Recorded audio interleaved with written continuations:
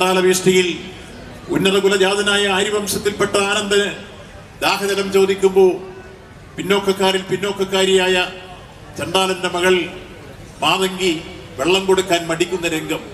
ആ രംഗം മനോഹരമായ ഒരു കാവ്യഭാവനയിൽ അദ്ദേഹം അവതരിപ്പിച്ചിരിക്കുന്ന ചുരുങ്ങി വളരെ പെട്ടെന്ന് അവതരിപ്പിക്കുക. അപ്പോഴുതങ്ങൊരു പെൺകൊടിയാം ചെറു ചെപ്പുകൂടമൊന്നരയ്ക്കുമേലിൽ അഞ്ചീതമായി വള മിന്നുമീടങ്കര പിഞ്ചുലേത കൊണ്ടു ചുറ്റിച്ചേർത്തും വീശും വലങ്കര വള്ളിയൽ പാളയും പാശവും ലീലയാം തൂക്കിക്കൊണ്ടും ചെറ്റു കുനിഞ്ഞു വലഞ്ചഞ്ഞ ഭൂമിനി ചുറ്റി മറച്ചു കാന്തിലേടും ലോലപ്പും പാദസ്വരത്തിലക്കിങ്ങിണി ജലം കിരുങ്ങി മുഴങ്ങുമാറ് മന്ദമടുത്തുള്ള ഒരു ഊരിൽ നിന്നോ മലർ വന്നണയും ഈ വഴി കിണറ്റിൽ.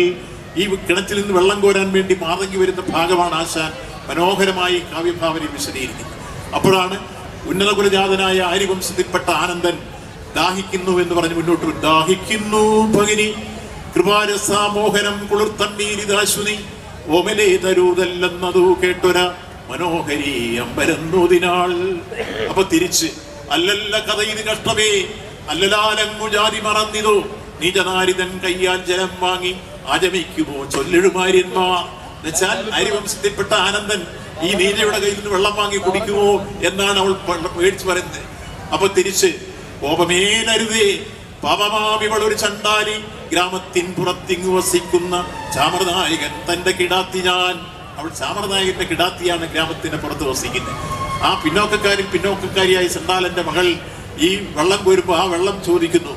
അപ്പൊ തിരിച്ച് ആര്യവംശത്തിൽപ്പെട്ട ആനന്ദൻ പറയുകയാണ്, ജാതി ചോദിക്കുന്നില്ല സോദരി ചോദിക്കുന്നു നിർദാവ് വരണ്ടഹോ പിരി വേണ്ട തരികനിക്കു നീ എന്ത് ദാഹജലം. പിന്നെ അവൾ മടിച്ചില്ല, വെള്ളം ഒഴിച്ചു കൊടുക്കുകയാണ്.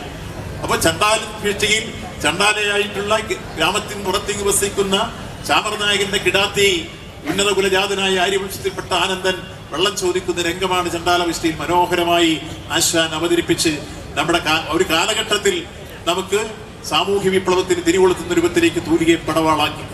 ഇങ്ങനെ നവോത്ഥാന നായകരും അതോടൊപ്പം തന്നെ നവോത്ഥാന കവികളും ഉൾപ്പെടെ ആശാനും ഉള്ളൂരും വള്ളത്തോളും ഉൾപ്പെടെ നമുക്ക് ഈ പറഞ്ഞു തന്ന ആ കാവ്യഭാവനകൾ, ഭാരതമെന്ന് കേട്ടാൽ അഭിമാനപൂരിതമാകണം അന്തരംഗങ്ങളിൽ, കേരളമെന്ന് കേട്ടാലോ തിളക്കണം നമുക്ക് ചോര ഞരമ്പുകളിൽ നിന്ന് വള്ളത്തോൾ പാടി. വള്ളത്തോൾ നമ്മൾ പിന്നെയും പഠിച്ച് നമ്മളെ ബോധ്യപ്പെടുത്തി ഈ കേരളത്തെ കുറിച്ച്.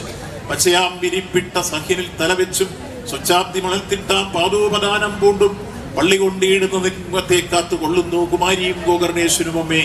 ഭാഷാടിസ്ഥാനത്തുള്ള സംസ്ഥാന രൂപീകരണം വരുമ്പോൾ വള്ളത്തോൾ മനോഹരമായി പാടി നമ്മുടെ കേരള സംസ്ഥാനത്തിന്റെ അതിർവരമ്പുകൾ നിശ്ചയിക്കുന്നതാണ് മനോഹരമായ ഗാനം.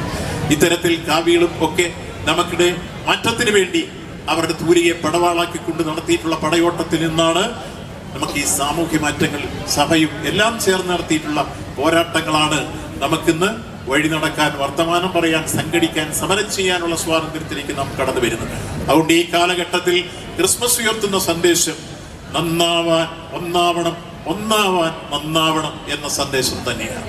ആ നിലയിൽ നമുക്ക് ഒന്നാവാം. അവിടെ ഒന്നായി നിന്നുകൊണ്ട് തന്നെ മനുഷ്യനെ സംഗീതം പോലെ സ്നേഹിക്കുന്ന സാമൂഹ്യ സാഹചര്യം, എല്ലാ തരത്തിലുള്ള വിഭാഗീയ വിധ്വംസക സ്ഥിരീകരണ വാസനകൾക്കെതിരെയും നമുക്ക് സന്ധിയില്ലാത്ത പോരാട്ടങ്ങൾ സംഘടിപ്പിച്ച് രാജ്യത്തിന്റെ ഐക്യവും അഖണ്ഡതയും കാത്തു സൂക്ഷിക്കാൻ കഴിയുന്ന രൂപത്തിലേക്ക് ഇന്ത്യൻ ഭരണഘടനയെ മുറുകെ പിടിച്ചുകൊണ്ട് പരിപാവനമായ ഇന്ത്യൻ ഭരണഘടന മതേതര ജനാധിപത്യത്തിന്റെ മഹത്തായ പാരമ്പര്യങ്ങൾ ഉയർത്തിപ്പിടിക്കുന്നു. ആ മതനിരപേക്ഷ ജനാധിപത്യ സ്ത്രീ സമത്വ സോഷ്യലിസ്റ്റ് റിപ്പബ്ലിക്കൻ ഭരണകൂടമെന്ന ആ ഭരണഘടനയെ നമുക്ക് നെഞ്ചോട് ചേർത്തുകൊണ്ട് തന്നെ മുന്നോട്ട് പോകാം. ഇതാ 2025 യവനിക വീണ് 2026 സമാഗതമാകാൻ പോകുന്നു. 2026 നടന്നുപോലുള്ള സംഭവകരമായ കാര്യങ്ങളൊന്നും നടക്കാതിരിക്കട്ടെ. പുതുവത്സരത്തിൽ മനുഷ്യനെ സ്നേഹിക്കുന്ന മനുഷ്യനെ സ്നേഹിക്കുമ്പോൾ മനസ്സിൽ ദൈവം ജനിക്കുന്നു. വയലാറിന്റെ മനോഹരമായ പാട്ടാണ്.